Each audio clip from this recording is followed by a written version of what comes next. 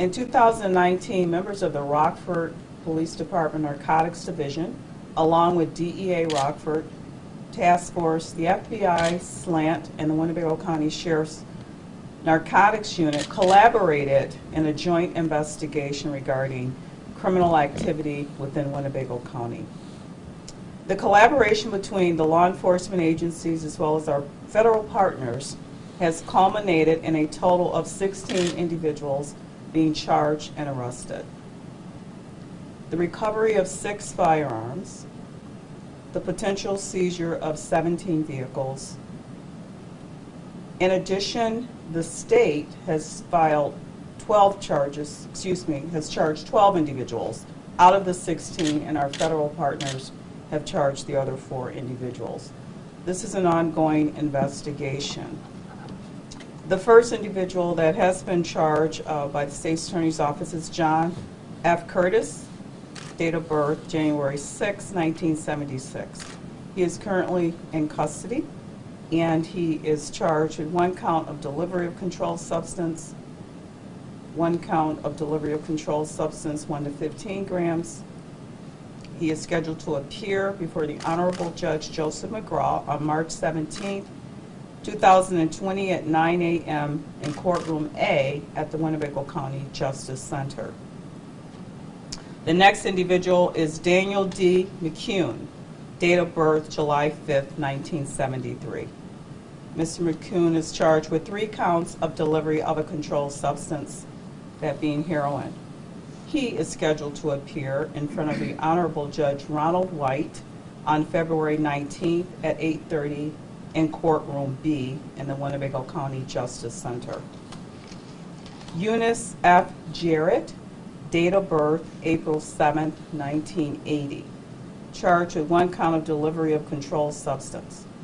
This defendant is scheduled to appear in front of the Honorable Judge Ronald White on February 14, 2020 at 9 a.m. in Courtroom 316. Gregory L. Watson, date of birth May 29, 1987.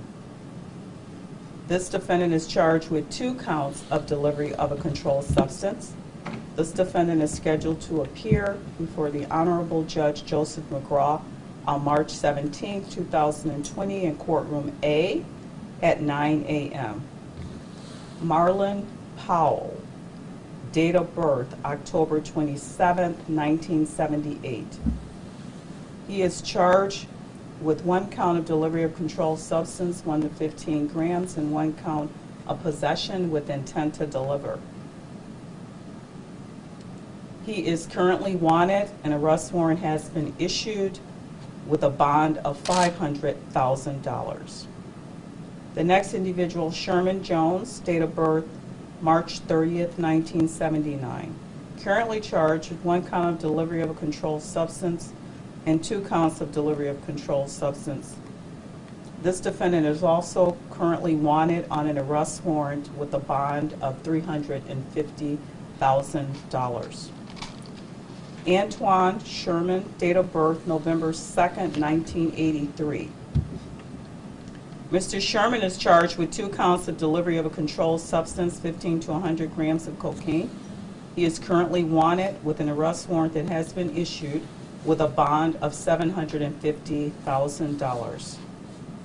Thomas C. Cravens, date of birth October 15, 1977. Charged with 1 count of armed habitual criminal. He is currently wanted on an arrest warrant that has been issued with a bond of $500,000. Tyrone L. T. Anderson, date of birth April 2nd, 1986. He is charged with 1 count of unlawful use of a weapon by a felon. He also is currently wanted on a warrant with a bond set at $300,000. DeMargio F. Tripp, date of birth November 16, 1989. He is charged with 1 count of armed habitual criminal, 1 count of possession with intent to deliver 1 to 15 grams, 1 count of possession with intent to deliver cannabis 500 to 2,000 grams, and 3 counts of unlawful use of weapons by a felon. This defendant is scheduled to appear in front of the Honorable Judge Ronald White on February 14th, 2020 at 8:30 a.m. in courtroom 316 in the Winnebago County Courthouse. Fernando Freeman, date of birth, March 15, 1982.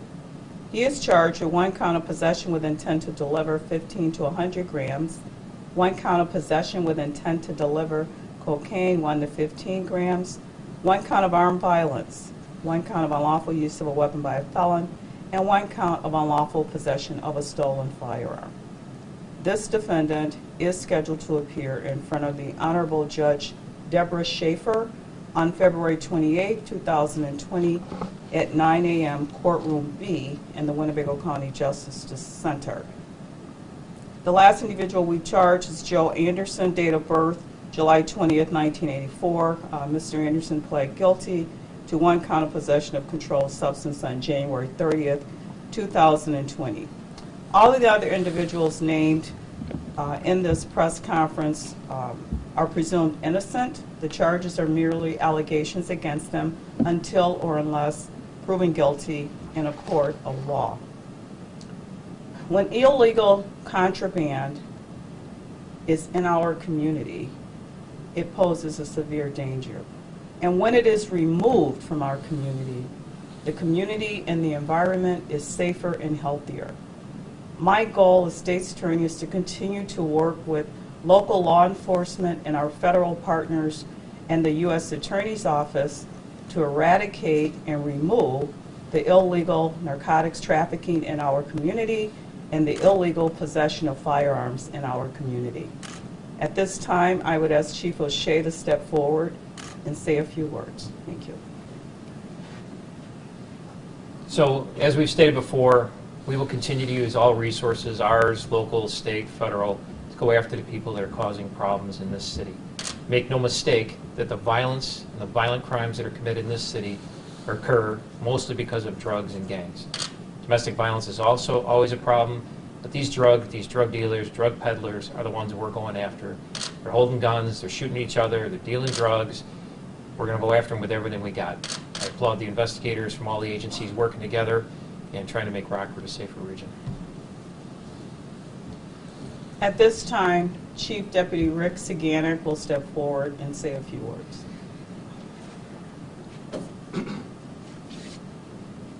So this is what it looks like, what team law enforcement looks like in Winnebago County when the state, county, local, federal agencies, along with the Winnebago County State's Attorney's Office and the U.S. Attorney's Office, work together to address drug trafficking.